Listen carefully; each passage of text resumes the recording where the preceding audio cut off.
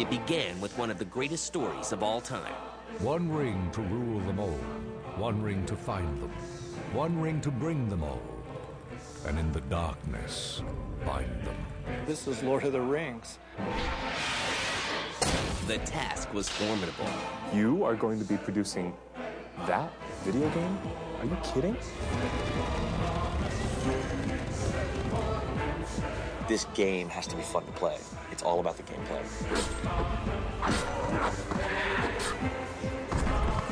It's something that's larger than all of us.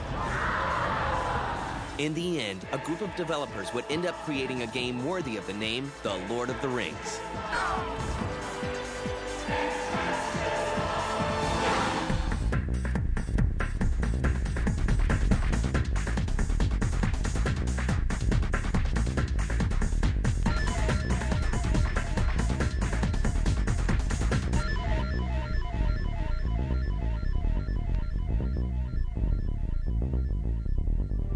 In the shadows of Mordor, the Dark Lord Sauron forged the One Ring to enslave all elves, dwarves, and men of Middle-earth. The enemy has returned, and from his dark tower in Mordor, he seeks the ring. We must take the ring and destroy it. Creating a video game is always a challenge, but making a game based on J.R.R. Tolkien's The Fellowship of the Ring is a whole different story. It's not enough for us just to slap the license on any fantasy game and call it Middle-earth. It's very important to us that we start with Middle-earth first, and that we bring out what's really important and what's really special about The Lord of the Rings and make the game out of that. There was a critic in the New York Times, I believe. He was reviewing The Two Towers when it was first published in the 50s, and he said there are two groups of people in the world. There are those who have read The Lord of the Rings and those who will. I think the challenge that Universal Interactive faces is that The Lord of the Rings is a sacred text to many, many, many people, and so that's a challenge to build upon this property in a manner that preserves the spirit and integrity of the Tolkien works. The journey begins when Black Label Games, formerly Universal Interactive, secures the license to Tolkien's classic trilogy. A lot of games are created on hot licenses, and I think what sort of sets Universal Interactive apart is we put gameplay first. It's great to have a movie license, it's great to have a game license, or a TV license or a literary license. We absolutely adhere to the idea that we have to remain within a certain boundaries of that license, and our job is to have that integrity. J.R.R. Tolkien has built one of the greatest epic fantasies known, and Universal's strength lies in building and bringing out of that kind of epic nature the true sort of realism that people can experience and enjoy. Developers strive to capture Tolkien's fantastical universe. When Universal Interactive had the opportunity to begin working on J.R.R. Tolkien's vision, our first goal was to put together what we felt were the elite, the stars, the best of the best in terms of the Tolkien universe and their knowledge of the Tolkien universe. It's not an adaptation to another film or to another play or to, song cycle on an album. It's actually a real, strong, direct inroad right into the book itself. This is Lord of the Rings. For you to actually accept this chance to be an artist involved with doing Lord of the Rings, you are required to actually step up and make art far superior than you've ever done before. Our fans are experts. I mean, they know everything, and they will correct us when we're wrong, and they will be picking apart every portion of the game, and we know it. Given the opportunity with a blank slate to create a team here at Universal, I looked at sending out a team of passionate Tolkien experts. They had to understand and know the universe inside and out. We weren't looking for people we had to teach the genre to. We were looking for people who had known the genre intimately enough that they could see how it could extend into the gaming area. Chris Taylor said to me, "You know what, Cliff, I think that they're looking for somebody who has a lot of Tolkien experience, who has a lot of academic background in this literary work, and I thought you might like to know that we've got the license to do the game." the video game. And I looked at him and I said, you? You are going to be producing that video game? Are you kidding? And I thought it was fantastic. Take heart, Frodo. We will do this together. We spent a lot of time exhaustively going through resumes to make sure that not only did they have an amazing background in game development, but they knew the J.R. Tolkien universe and that entire space by heart. Furthermore, we try to find people from different disciplines who also could combine their talents into a synergistic whole. We had people who were very experienced in the production side of things, we had people who were very experienced in the creative side of things, and also in the artistic side of things. One of the prerequisites to actually have the position here was that you literally had to be not only knowledgeable about the books, you actually had to be a fan of the books. I read The Lord of the Rings so often that my first copy has completely fallen apart from where. I've read it about a dozen times, and ever since we started working on this project, I read it continuously, and it's never lost its power to amaze me or the power to captivate me. I've been a Tolkien fan for about 35 years. It started back when I was in 3rd grade, when I actually had a teacher who inspired me. She wore a little button to school one day. It said Bilbo Baggins. Who was Bilbo Baggins?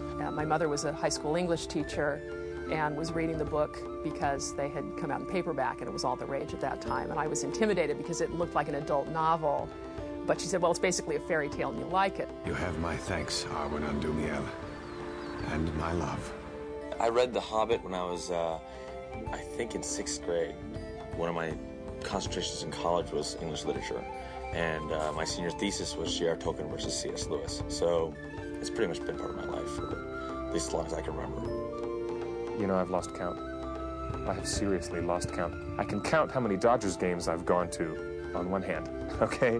But I cannot count how many times I've read The Lord of the Rings. A development team that's perfect for the job must be put together. I had an 8-hour interview, and I was basically bombarded by a group of fans, you know what I mean, who were really, really, they loved J.R. Tolkien, and they wanted to make sure that what I brought to the table actually, gave them that same sort of feeling. I think they have hired people that have a very deep love of the Tolkien works and are very knowledgeable about the unique qualities that make Tolkien so special. And in addition to that, they have been very open to keeping a dialogue going, because I think no one of us can claim to be an authority on it. It's something that's larger than all of us. Now that this dream team of game designers and Tolkien fans is assembled, the real work is about to begin.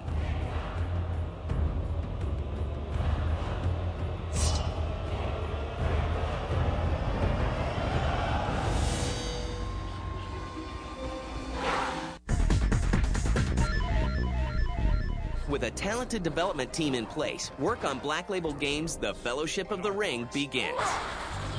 It's very important to the whole team that we start from the real works. We start from where Professor Tolkien was going with these stories and bring out the details and bring out the spirit and bring out the life of Middle-earth.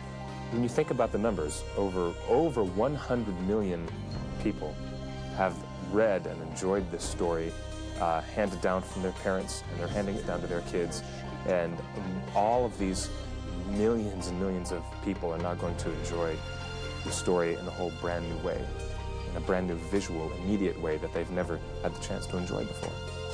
Take care of yourself, Frodo, and bring back all the news you can. I'm writing a book about your adventure. We had to find a standard. We had to find the gold standard of Middle-earth. It will feel right, but not necessarily be exactly what everyone imagines, but be very, very close. I was asked to actually create the look for the entire Middle-earth, which included all the characters, all the monsters, all the environments, everything that you would imagine that a book would actually have, for you to actually come up and show me what that image looks like. As a game artist, as a game designer, you're allowed to actually get involved with it. Literally make Bag End the way it should look, according to the description, but really to get in so you could almost smell the sweat of the orcs that are surrounding you. The game platform allows you to have that depth. In order to create all the Lord of the Rings games, we had to build a very extensive style guide. The purpose of the style guide was to keep a continuity of the look throughout the entire franchise itself. But it really identifies every element that would be in all three of the books. 92 environments, 44 item images just for like weapons and swords, and a costume design, a whole section on all the characters, the Fellowship. This style guide ended up becoming 336 pages long. I mean, it's a coffee table book. It's gorgeous. I mean, everyone who's seen it really wants a copy of it. Then I must guard the ring. And I will help you bear this burden, as long as it is yours to bear. Tolkien Enterprises is a guiding force in the development of the game. This project's been very interesting because we've had direct dealings with Tolkien Enterprises, and they're sort of the gatekeepers to what is authentic and what isn't. One of the things when we first kicking around the ideas of the game, they were very specific about, Frodo is not a warrior, so Frodo the Barbarian doesn't cut it. And so we have to have gameplay that is truly authentic to the way J.R.R. Tolkien wanted to portray Middle-earth. And so when we do game designs, when we do game art, we take the time and talk to them and make sure that it is accurate. We brought a creative director, Daniel Greenberg, who has been doing this since he was literally 5 or 6 years old. And his experience has brought all the depth of the gameplay. Example, what the elves look like, what they wear, Galadriel, how does she act, what are her nuances. And he could add so many different points to the book that were missing in some descriptions seen in previous games. As creative director, I'm very protective of Middle-earth and of what I consider to be the professor's intent. Our liaison, Lori Battle, has done an extremely good job working with us, and not only does she come back with comments and suggestions, she actually comes back and says, well, let's try this piece of gameplay, or what about, have you tried about working this into your storyline, which has actually helped us out a lot. And that's why when you look at the depth of gameplay, we are very loyal to the books, and we feel we really capture the spirit of what the original books were all about. The contribution that I bring is placed. I really see the magic of Tolkien and the power and story in our present world, and that Tolkien gave us gifts and tools to imbue the real world. And that's a broader context that I see all of this playing out in. All the art that you see in this game, especially in the style guide, all had to be approved by the Tolkien Enterprise. So it's approved by our in-house group, then it goes to Daniel Greenberg, then it goes to the Tolkien Enterprise. Through their combined expertise, these artists recreate the world of Middle-earth in exacting detail, including the dreaded Mines of Moria. Where do we go? There is another path, the Mines of Moria.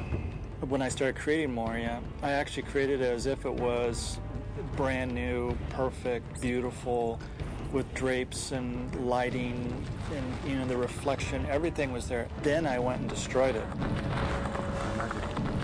I'm very excited about the artwork. It's really fun to see the lushness of the environment and also the iconography of Tolkien, the gate to Moria and the different elements coming to life. You really visualize what Middle-earth looks like. And I think the visualization during the gameplay is what we're doing, so you say, yeah, that's what I think, different parts of Moria look like. And I feel like when you do see Moria, you can still feel that. You feel that magnificence as if you've just come upon something that, you have never seen before and will never be built on this planet ever again.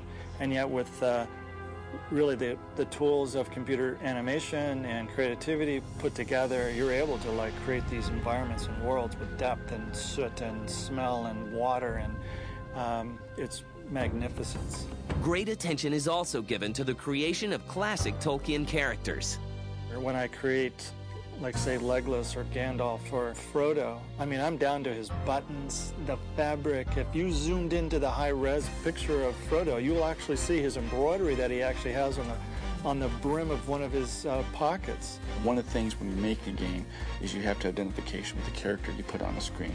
Being a third-person action-adventure, you look at Frodo, you look at Aragorn, you look at Gandalf as they're going through the world and says, can you identify with these characters? Can your control system, how you're playing the characters, make you feel like you're actually them?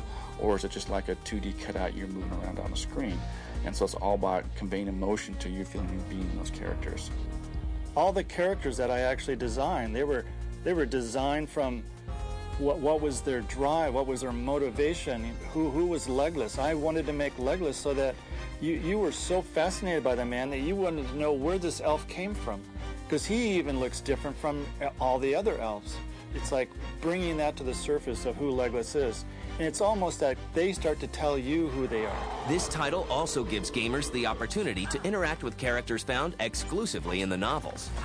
Some of the opportunities I think that game players are going to find in playing our game is the opportunity to explore portions of the novels that were never made it to the screen. Hello, Frodo. Hello, Angelica. There are so many chapters that, for the sake of time, were cut in order to make a good movie. And we all know, having seen the movie, it's awesome. But when you look at the works of J.R. Tolkien, it is an epic novel. Ride on, Norolim Asfaloth. That effort, we wanted to pay homage to. And the best way to pay homage to that is to allow fans to explore all the different parts of the world that just didn't have time to make it onto the silver screen. Everybody's favorite character, Tom Bombadil, who is, one of the most mysterious, misunderstood characters that Tolkien ever created in his legends. And we've never ever seen him. We've never seen him on stage or in a movie, and we probably never will. But now we're going to have a lot of adventures with Tom and the Hobbits and all these great characters and monsters and different things that we've been missing are all going to be there now. While the visual portions of the Fellowship of the Ring fall into place, Black Label Games is also hard at work crafting a rich gameplay experience.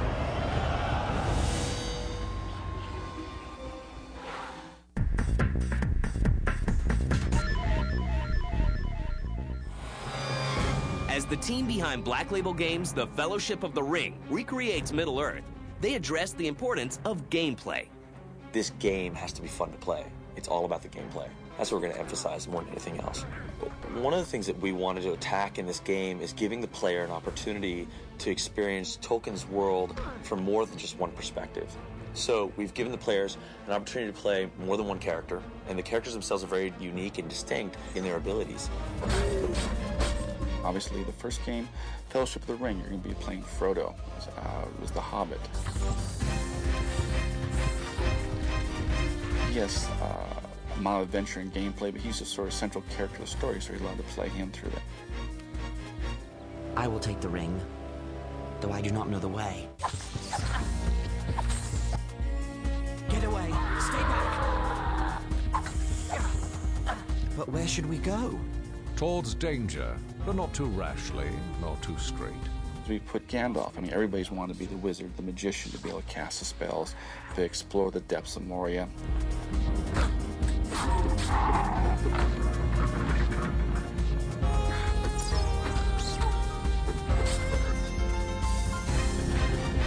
Gandalf speaks true.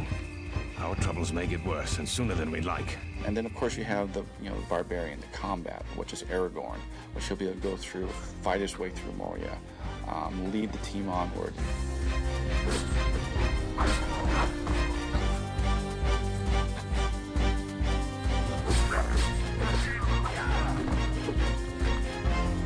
We want Gandalf's sections to be very different from Aragorn's, to be very different from Frodo's, and we want them to all bring out the unique nature of each of these characters.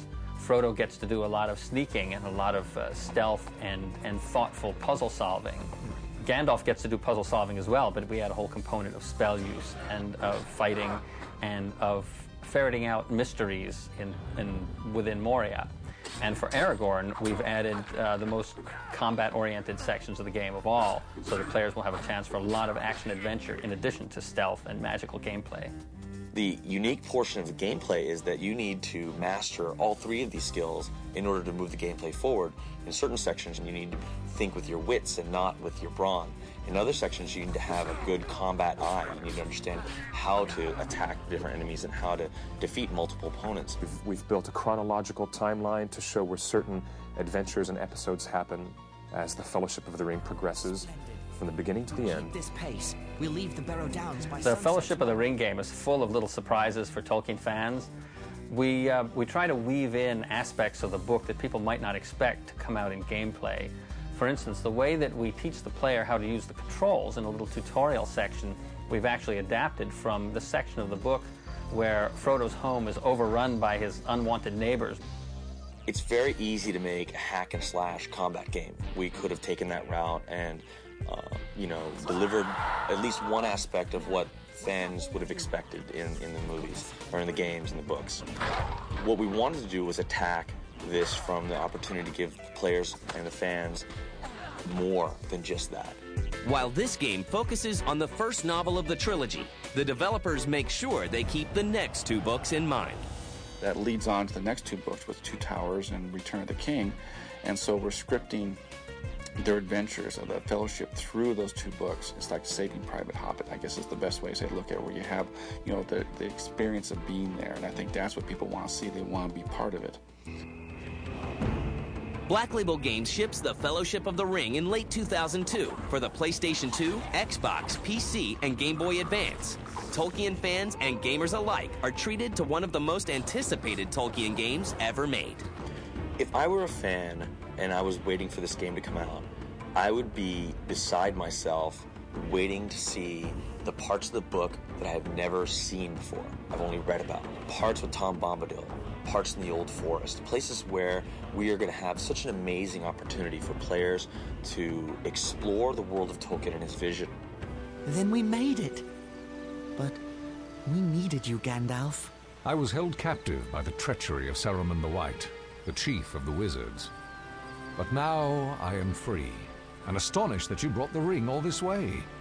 Hobbits seem especially resistant to the evil of the ring. Being able to bring this, our vision, with such a talented group of people to life, has really been sort of like a lifelong dream. What I'm most excited about is to be there to see how people actually receive it. You feel honored by this chance. You feel like this doesn't happen, once in your lifetime. It's been almost like a hobby and an academic study and a passion of my own over the past 20 years. And it's been great. It's been very, very fulfilling.